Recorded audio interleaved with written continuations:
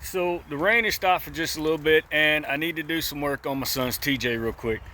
I know some of y'all are gonna think, hey, I thought this was like a homestead channel and stuff like that.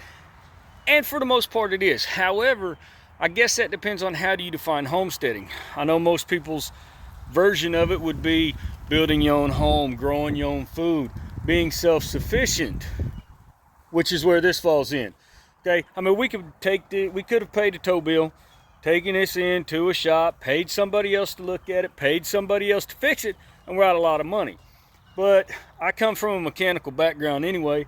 I was in the Navy. I had a mechanical kind of job. I wasn't a mechanic per se. But then afterwards, I used my GI Bill. I went to school. I became a Ford Master Tech. Worked at Ford dealerships for 11 years or so. Then went to the city, became the mechanic for the city that we live in. And then from there, I moved on and became a mechanic with the county highway district that we live in. So, or the mechanic for the county highway district for the county that we live in, however you want to word that. Anyway, so he was coming home. He had just brought his girlfriend off. He was coming home, said that it backfired and just completely laid down, quit running. Showed up, checked it out. Definitely getting fuel, okay? Definitely getting air, okay? The thing we weren't sure on was spark. Now, battery wasn't dead, anything like that. It cranked over just fine. Didn't really have a really good way to test spark, a non-official way you can do it. It's a little bit dangerous if you don't know what you're doing or if you're completely sane, is to take a screwdriver, put it up in a spark plug, boot, lay it on something where it'll put an arc to ground. Basically, you're simulating a spark plug. Crank it over, see if you get a spark from the metal blade of the screwdriver down to ground, okay? It's not exactly safe. I do not recommend doing it. However, it does work. Okay, so we know we're not getting spark. So called up a friend, brought out his trailer. We used the winch on a Jeep to pull it up onto the trailer. Got it back here to the house. Checked it out, and I do believe that the pickup in the bottom of the distributor that tells the coil when to fire has gone bad. So what we're going to do today is we're going to replace this distributor. All right, so one of the first things I checked once we got it back here to the house was I went ahead and I pulled all the spark plugs out of it.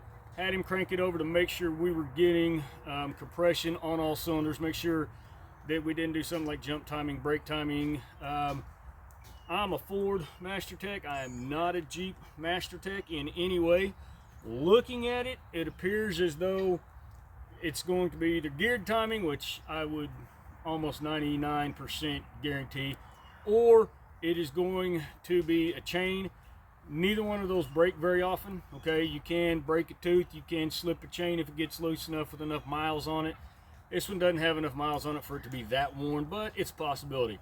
So anyway, we got all of the spark plugs out. We've got compression on all the cylinders. Every cylinder is going through, so we didn't throw rocker arms. We didn't break a camshaft. We didn't break timing, anything like that. We know that whatever it is to do with spark. So what I'm going to do now, we're going to get it rolled over on the number 1 top dead center.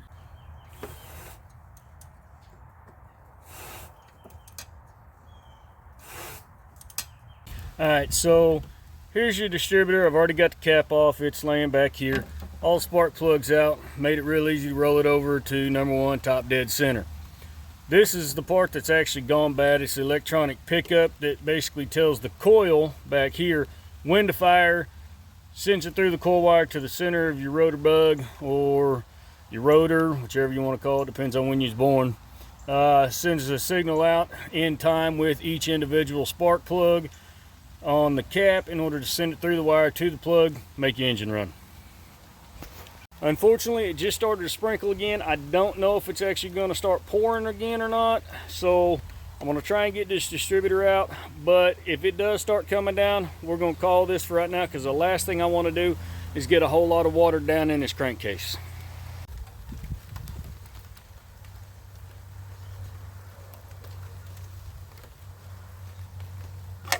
All right, I don't know if you can see in that last clip or not, but as I pulled the distributor out, the rotor moved backwards, okay, moved counterclockwise. The reason is because of this helical cut gear here. Now, I have not moved this one since I pulled it out. Literally, it's been held just like this. It has not moved at all. When I got the new one out of the box, pulled the cap off of it. As you can tell, they are pointed at different angles, okay? However, if you take all of your marks, you know, like where the plug wires, or where the wires from the plug, not the spark plug wires, goes into the distributor, your square tab, your rounded tab, you notice that everything is the same. And this rotor is pointed exactly where the old one was before I pulled it out. So, first thing we really need to do is take this new one and retard it back to the same place or position this one is when it came out. When we slide this one in, the helical cut gears will make this rotor turn right back to where we needed it, number one, top dead center. Okay, new distributor is in, plugs are back in, wires are put on, plugged in, whatever you want to call it. Plug wires are hooked up. We did not crank it over, try and start it. Battery's dead. The Jeep does have a parasitic draw. I'm not 100% certain where the parasitic draw is. I haven't done a test on it yet to see it. If the Jeep sits for a week, week and a half, it'll go dead. But being as he typically drives it every day, it's not a problem. It is a problem now because it's set for 2.5 weeks right now without being started because the distributor was bad. So here shortly, I've got the battery charger on it now. Soon as it's fully charged, we'll go through, we'll crank it up, see where we're at.